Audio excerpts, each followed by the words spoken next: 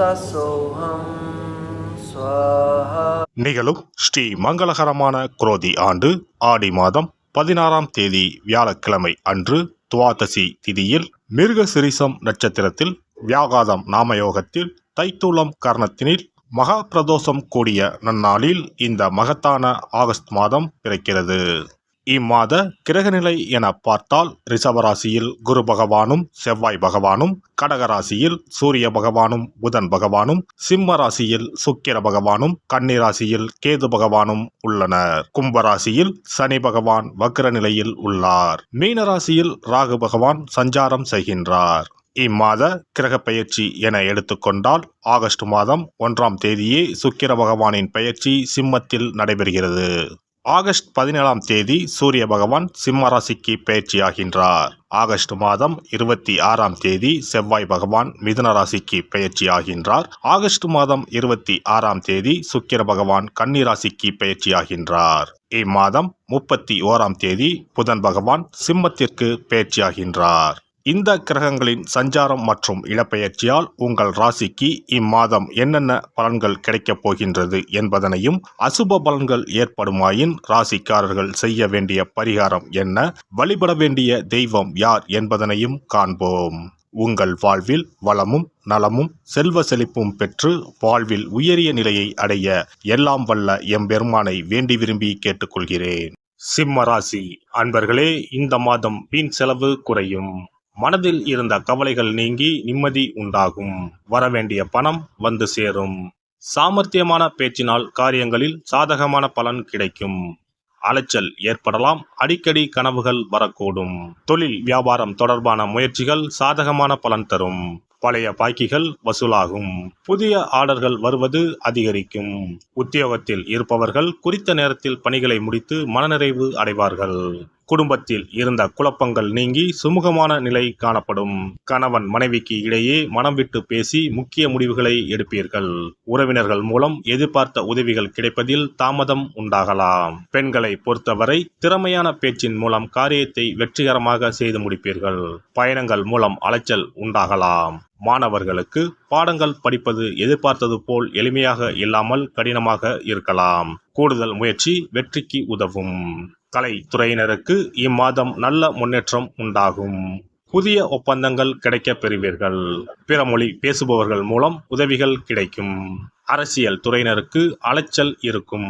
கொடுத்த வாக்கை காப்பாற்ற முடியாமல் திண்டாட வேண்டிய நிலை ஏற்படலாம். உங்களுக்கு எதிரானவர்கள் மேல் ஆத்திரம் கொள்ள வேண்டாம். நட்சத்திர பலன்கள் மகம் நட்சத்திரம். இந்த மாதம் நல்ல பெயர் வாங்குவீர்கள். மூலதனத்திற்கு தேவையான பணம் வந்து குவியும். எதிரிகள் வகையில் சற்று கவனமுடன் செயல்படவும். பூரம் நட்சத்திரம். கலைத்துறையை சார்ந்த துறைகளில் ஈடுபட்டு இருப்பவர்கள் நல்ல முன்னேற்றம் காண்பர். புதிய ஒப்பந்தங்கள் கிடைக்கப் பெறுவீர்கள். பிறமொழி பேசுபவர்கள் மூலம் உதவிகள் கிடைக்கும். உத்திரம் நட்சத்திரம். இந்த மாதம் உங்கள் நிலைமை மாறும். நீங்கள் விரும்பியதை கேட்டு பெற்றுக்கொள்ளலாம். வேலை இல்லாதவர்களுக்கு வேலை கிடைக்கும்.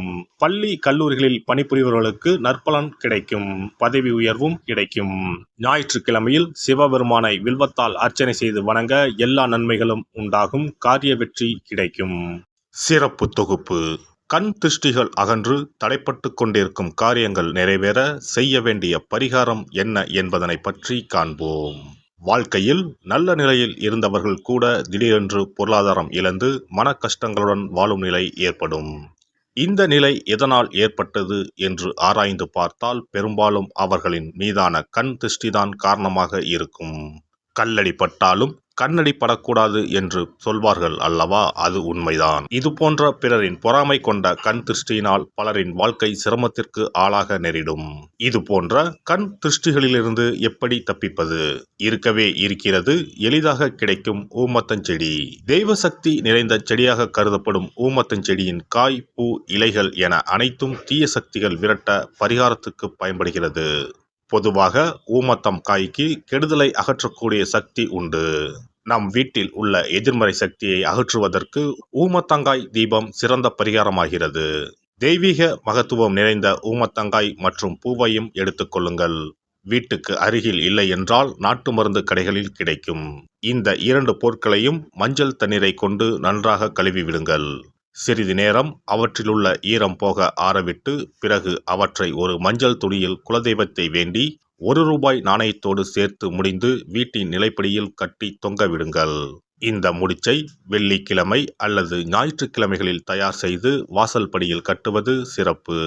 தினமும் வீட்டில் தீபம் ஏற்றி காண்பிக்கும் போது இந்த முடிச்சுக்கும் காண்பிக்கவும்.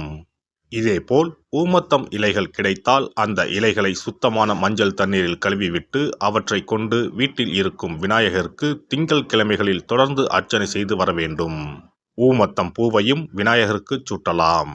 3 வாரங்கள் தொடர்ந்து திங்கள் கிழமைகளில் விநாயகருக்கு ஊமத்தை இலையால் அர்ச்சனை செய்து ஊமத்தம் பூவை சூட்டி வழிபட்டால் வீட்டில் உள்ள கெட்ட சக்தி நடமாட்டம் மற்றும் கண் திருஷ்டிகள் தீரும். ஊமத்தம் செடியும் சிவபெருமானுக்கு உகந்த இலை ஆகும். இந்த ஊமத்தங்காய் வைத்து சிவபெருமானுக்கு தீபம் ஏற்றி வழிபடுவதன் மூலம் நமது பிரச்சனைகளில் இருந்து எளிதாக விடுபட முடியும். முதலில் 2 ஊமத்தங்காய்களை எடுத்துக்கொள்ள வேண்டும்.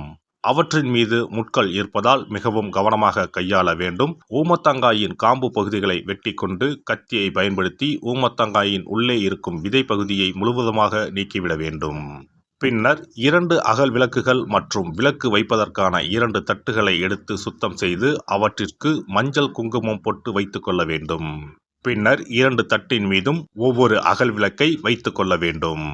அதன் பிறகு எப்போதும் பூஜை செய்வதற்கு வைப்பது போன்ற வெத்தலைப்பாக்கு, பழம் போன்றவற்றை வைத்துவிட்டு 2 விளக்குகளையும் ஏற்றி சிவபெருமானை மனதார வேண்டிக் கொள்ள வேண்டும்.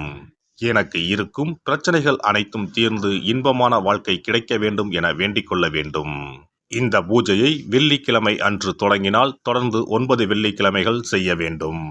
ஊமத்தங்காயின் மீது எவ்வாறு முட்கள் இருக்கிறதோ அதுபோல நமது வாழ்க்கையில் இருக்கும் முட்கள் போன்ற பிரச்சனைகளை அவை தீர்த்து வைக்கின்றன. இந்த பூஜையை நாம் தொடர்ந்து செய்து வருவதால் நம் மீது இருக்கும் கண் திருஷ்டிகள் அகன்றுவிடும். தீராத துயரங்கள் தீர்ந்துவிடும். பணம், நகை நம்மிடம் பெருகி வரும். சிலருக்கு கையில் சுத்தமாக பணம் இருக்காது. வறுமை தாண்டவமாடும். கடன் தொல்லையால் கஷ்டப்படுவார்கள். பண பிரச்சனையில் சிக்கி கொண்டிருப்பவர்கள் இந்த தீபத்தை ஏற்றினால் 3 வாரங்களில் நல்ல பலனை பெற முடியும். தொழிலில் நல்ல முன்னேற்றம் இருக்கும். கடன் பிரச்சனைகள் தீரும். உறவினர்களிடையே பகைமை இருந்தால் அவையும் மறைந்துவிடும். நோய்வாய் உள்ளவர்கள் இந்த தீபத்தை ஏற்றுவதன் மூலம் நல்ல பலனை பெற முடியும். பொதுவாகவே எந்த பரிகாரம் என்றாலும் அதை முழு நம்பிக்கையுடன் செய்தால் மட்டுமே முழு பலன் கிடைக்கும் என்பதை நினைவில் கொள்ளுங்கள். எல்லாம் வல்ல இறையருளால் நீங்களும் உங்கள் அன்பு குடும்பமும் உடல் நலம், நீலாயுள், நிறை செல்வம், உயர் புகழ், மெய்ஞானம் ஓங்கி வாழ்க வளமுடன்.